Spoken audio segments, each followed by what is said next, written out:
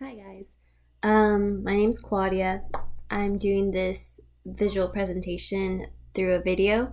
The reason I chose to do a video was because I wanted to do something that kind of gets me out of my comfort zone, and this would be one of the things that does that.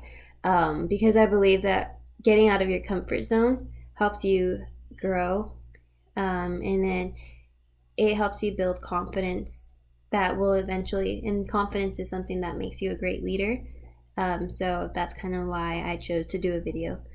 Um, but so this assignment was actually really good for me to do. I felt like I've learned a lot through it, because I've always felt like I wasn't really a leader because I'm an introverted person and I'm kind of like shy and things like that. So I don't really like, saying, okay, I'm the leader and like you're going to do this, this, and that, and things like that. So I just thought that it was cool to learn about like different leadership styles that there are, and that like you don't have to fit a certain mold to be a great leader. So my leadership style that I got during the leadership style inventory was join. So this leadership style is kind of like it was described as like stepping down as a leader, to join the group. And so like you can like be a direct leader too. You could like know what the challenges are, like identify the problem and like know the challenges that might arise from this problem.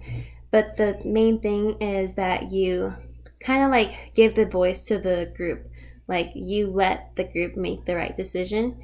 And what I thought was really cool about this join type of leadership style was that like that leader trusts the group to make the right choice, and make the final decision. So I thought that that was cool about it. Some of the characteristics of that join leadership style was sharing, unifying, being cooperative, supportive, and compromising. And then I thought that those were all really great traits. An example of myself having this join leadership style that I didn't even think about until I started actually thinking about, like, so what is join leadership? Um, was training someone at Sonic, a few years ago when I worked there. So I had gained experience through working at like 2 years, and my manager wanted me to train other people. And so my training style, I liked doing the skills and like showing the people like that, the new people that, and like working side by side with them, because I wanted them to feel comfortable enough to like ask me if they forgot something, because I was once in their shoes, and like I knew that I was kind of like intimidated a little bit because I didn't know anything, and so I didn't want them to feel that way. And so I like stepped down from a leader role and like worked along with the person that I was training. So I thought that that was really cool because I'd never thought of that being a leadership type of thing that I did. Um, so, anyways, moving on. Um, So I did the other leadership assessment and for the temperament, and I got the guardian, which was I thought was pretty cool. So some of the core characteristics are obedient, cautious, humble, focused, dependable, helpful, hardworking, loyal mates, responsible parents, stabilizing leaders. I thought that those were all great qualities. Not like that I have all of them. I just thought that those were all like nice qualities that a leader could have, that a great leader could have. And it made sense of, and I thought that it was good that 40 to 45% of the population might have a lot of these qualities, because like 40 to 45% of the population are what make up guardians. So I thought that that was really cool. I looked up a little bit more details about guardian leaders because I wanted some examples. And some examples were George Washington, Rosa Parks, Warren Buffett, and a cool one I thought was Clara Barton. And as you guys already know, she was an American nurse, and she was the one that founded the American Red Cross. So I thought that that was pretty cool, because I know some other people in the nursing program also got the guardian, so I thought that that was really cool. So, anyways, a little bit more about guardians was that they do well at managing goods and services. They love to have schedules, and I know like a lot of nursing students love to have schedules, so that's relatable. And a key thing was that they want to see things done correctly. I believe that this is a great, like, this is a trait that will be beneficial as a nurse, because it's important to speak up if you don't think that something is being done correctly, because it could negatively impact a patient or like anyone else that's involved in the situation. So I thought that that was a great trait to have.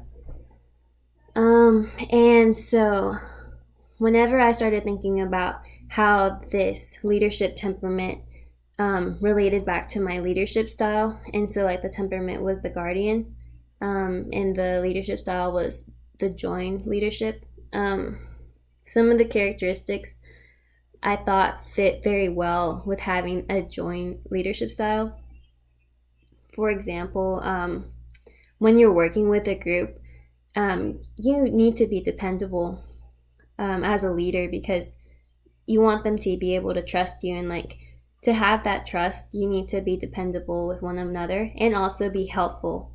You need to like be open to helping them, and like so that they can open up to you, and like so you guys can work together effectively, and that they can make the right decision.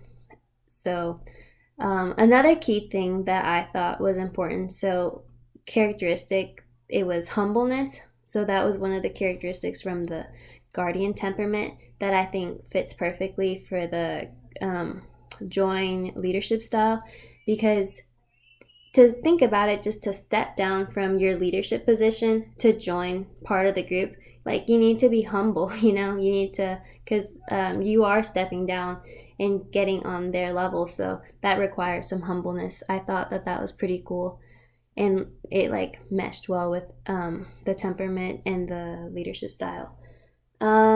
So I did some reading from the textbook, the Essentials of Nursing Leadership and Management textbook, on ways that I could become an effective leader in the future. And it gave a lot of great characteristics, such as like having integrity, having perseverance, generosity, knowing like the balance, having a balance between like work and social life, because you want to maintain relationships, but you also want to have like a positive work environment. And I think that those work hand in hand together. A key one that I wanted to keep in mind for like my future to be an effective leader is optimism. I like the example that the book said. It said something about like having the ability to see a problem as an opportunity. I'd never thought about that really. Like whenever I see a problem, I kind of complain about the problem a little bit. And so like that's a different way of thinking, and it's something that I have to be intentional about. But I thought that that was great. In order to have optimism, like that does make an effective leader, like to see a problem as an opportunity. And it says something about like being a winner, not a whiner. I'm going to be telling myself that a few times now. Every time that I want to complain, I'm going to say, be a winner, not a whiner. There was also like ability to handle stress, having a positive attitude, having initiative, so like taking action, not just like spewing ideas, but like moving forward with those ideas and like doing something.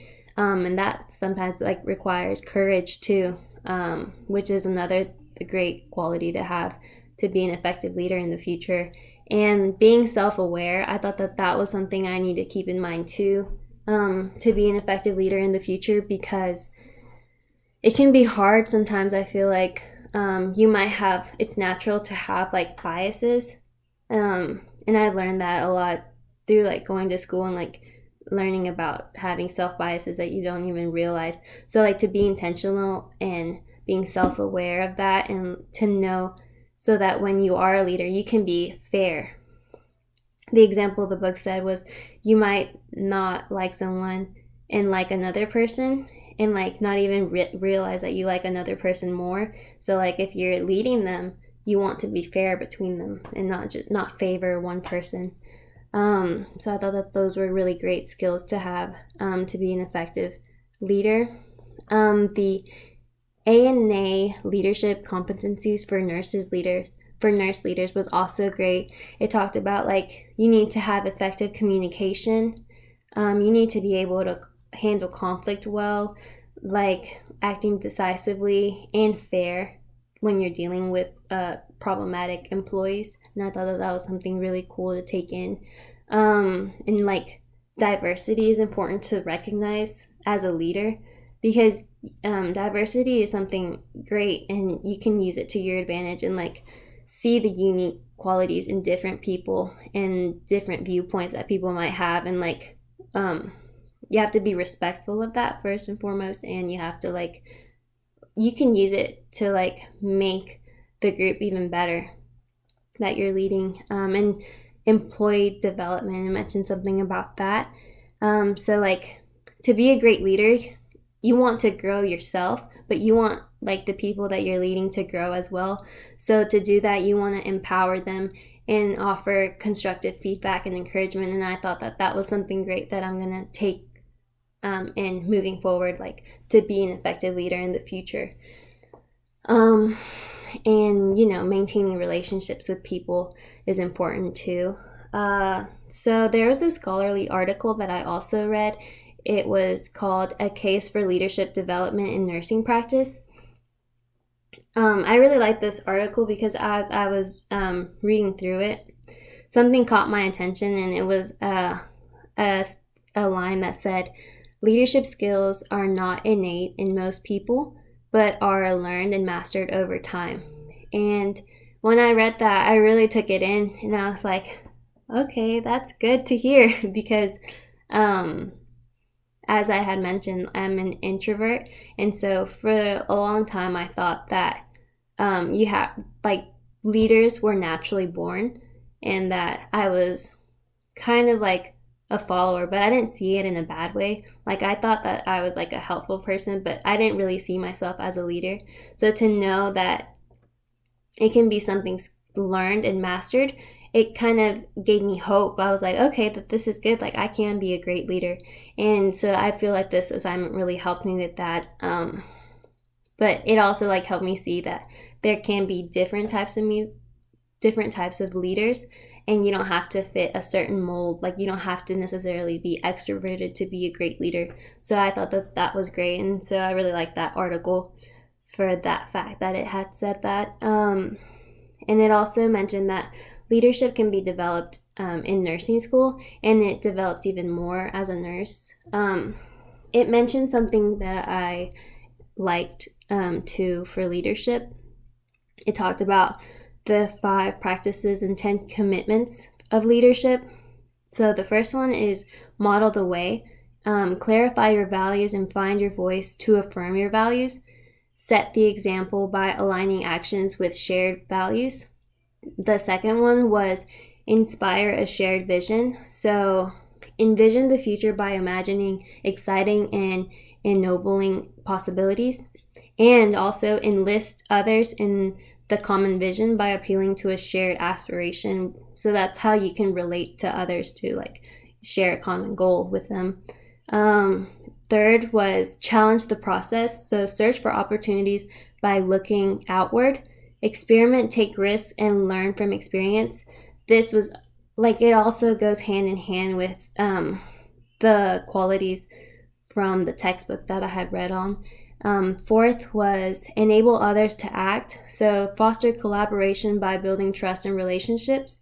Strengthen others by increasing self-determination and competence. So like the other one was empowering. It's like really similar. And then the fifth one is encourage the heart. So recognize contributions by showing appreciation for excellence, and celebrate the values and victories by creating a spirit of community.